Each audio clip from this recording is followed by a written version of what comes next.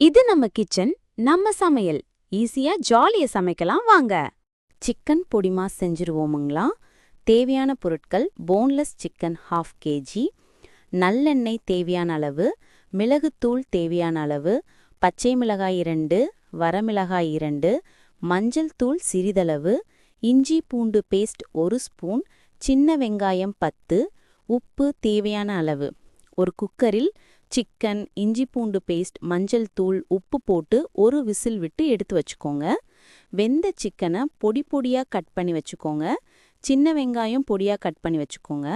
இப்போ ஒரு பேனில் ஒரு கரண்டி நல்லெண்ணெய் ஊற்றி சின்ன வெங்காயம், கருவேப்பிலை போட்டு வதக்கணும். வெங்காயம் பொன்னிறமான பிறகு பச்சை மிளகாய், வரமிளகாய் போட்டு வதக்கணுங்க.